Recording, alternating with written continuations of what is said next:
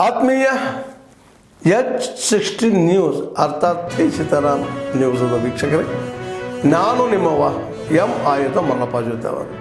ತಾವು ಈಗ ಸುದ್ದಿಗಳ ಲೋಕಕ್ಕೆ ಎಂಟ್ರಿ ಹೊಡಿತಾ ಇದ್ದೀರಿ. ಈ ಸುದ್ದಿಗಳನ್ನು ಪ್ರತಿಯೊಂದು ನೋಡೋ ಜೊತೆಗೆ ನಿಮ್ಮ ಅಭಿಪ್ರಾಯಗಳನ್ನು ಹಂಚ್ತಾ ಇರ್ರಿ. ಯಾಕಂದರೆ ಈ ಸುದ್ದಿಗಳು ನಿಮಗಾಗಿ, ನಿಮ್ಮ ಬದುಕಿಗಾಗಿ, ನಿಮ್ಮ ವೈಚಾರಿಕೆಗಾಗಿ, ನಿಮ್ಮ ತಿಳುವಳಿಕೆಗಾಗಿಯೂ ನಿಮಗೂ ಗೊತ್ತು. ಜೊತೆಗೆ ನಮಗೂ ನಿಮ್ಮೊಂದಿಗೆ ಇದೊಂದು ಮಾತಾಡುವಂಥ ಜೊತೆಗೆ ಸುದ್ದಿಗಳನ್ನು ಬಿಡುವಂಥ ಕೆಲಸ. ಈ ಕೆಲಸದಲ್ಲಿ ನಾವು ನಿಮ್ಮೊಂದಿಗೆ ಇದ್ದೀವಿ ಅಂತ ಹೇಳ್ತಾ ನೋಡ್ತಾ ಇರಿ ಸುದ್ದಿಗಳನ್ನು.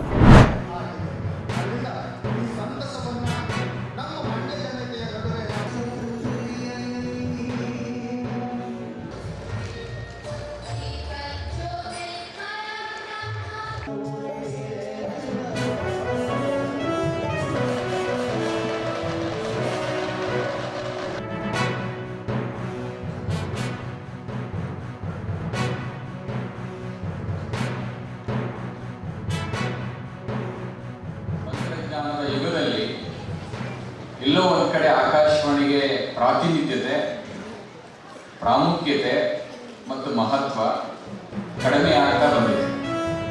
ನಾವೆಲ್ಲರೂ ಕೂಡ ಒಪ್ಕೊಳ್ಳೇಬೇಕು. ಆದರೆ ಒಂದು ಹೂವು ಸುಂದರವಾಗಿದೆ ಅಂತ ಹೇಳಿದ್ರೆ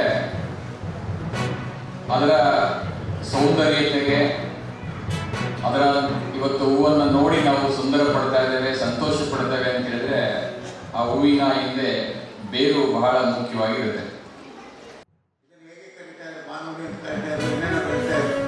ಆಕಾಶದ ಮೂಲಕ ಶರೀರವಾಣಿ ಅಂತ ಶರೀರವಾಣಿ ಶರೀರ ಗೋಚರವಾಗುವುದಿಲ್ಲ, ಬರೀ ಶಬ್ದ ಮಾತ್ರ ಗೋಚರವಾಗುತ್ತದೆ.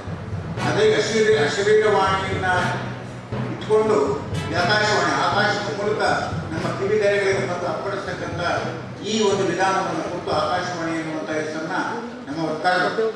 ಇವತ್ತು ಆಕಾಶವಾಣಿ, ದೂರದರ್ಶನ ಇಲ್ಲದೆ ಇರ್ತಕ್ಕಂಥ ಪರಿಚಯ ಇರ್ತಕ್ಕಂಥ ಯಾರು ಕೂಡ ಕರ್ನಾಟಕದಲ್ಲಿ ಇಡೀ ಪ್ರಪಂಚದಲ್ಲೇ ಯಾರು ಕೂಡ ಇಲ್ಲ.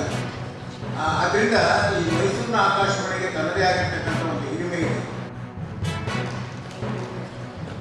ನೀವುಗಳು ಕೂಡ ಇದೇ ರೀತಿ ಯೋಚನೆ ಮಾಡಬೇಕು.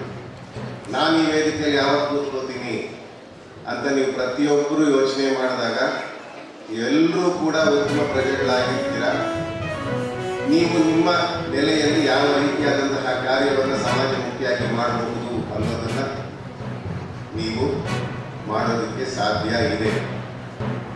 ಅದಕ್ಕೆ ನೀವು ಇವತ್ತಿಂದಲೇ ಪರಿಶ್ರಮ ಹಾಕಬೇಕು. ಕಾರ್ಯಕ್ರಮ ಮಾಡ್ತಿದ್ದೀವಿ ಅಂದಾಗ ನಮಗೆ ಸಾಂಸ್ಕೃತಿಕವಾಗಿ ನಮಗೆ ಹೆಚ್ಚು ಅರ್ಥಪೂರ್ಣವಾಗಿಯೂ ಆಗೋದಕ್ಕೆ ಸಾಧ್ಯ ಆಗುತ್ತೆ ಅನ್ನೋದು ನಮ್ಮ ಎಲ್ಲರಿಗೂ ಹೇಳ್ತಾನೆ.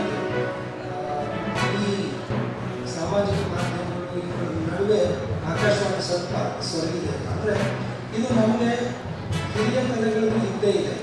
ಅವರು ಕೇಳ್ತಾ ಇದ್ದಾರೆ, ಅವರು ಸಂಭ್ರಮಿಸ್ತಿದ್ದಾರೆ, ಸಂತೋಷ ಪಡ್ತಿದ್ದಾರೆ, ಅವರು ನಮ್ಮಲ್ಲಿ ಬಂದು ಮಾತಾಡಿಕೊಂಡು ಹೋಗ್ತಾ ಇದ್ದಾರೆ. ಮಕ್ಕಳಲ್ಲಿ ಇದು ಹೆಚ್ಚಾಗಬೇಕಾಗಿದೆ, ಯುವ ಜನತೆಯಲ್ಲಿ. ವಿ ದ ಪೀಪಲ್ ಅನ್ನುವಂಥ ಹೆಸರಿನಲ್ಲಿ ನಾವೇ ಸ್ವೀಕರಿಸಿರ್ತಕ್ಕಂಥ ಸಂವಿಧಾನದ ಆಶ್ರಯದಲ್ಲಿ ನಾವೆಲ್ಲರೂ ಒಟ್ಟು ಸೇರಿದರೆ ಇದೊಂದು ದೇಶ, ಒಟ್ಟು ಸೇರಿದರೆ ಇದೊಂದು ರಾಷ್ಟ್ರ.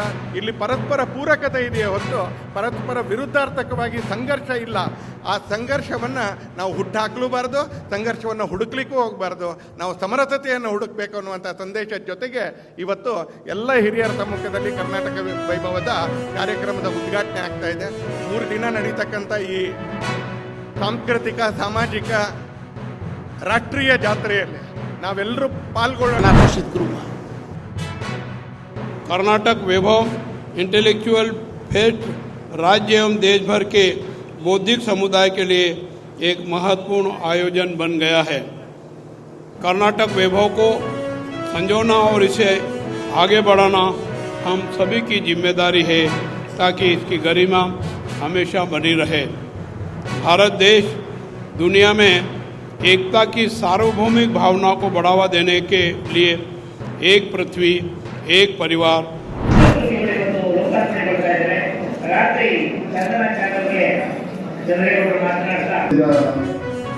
ಜಿಲ್ಲಾ ಮಟ್ಟದ ಶಿವಮೊಗ್ಗದಲ್ಲಿ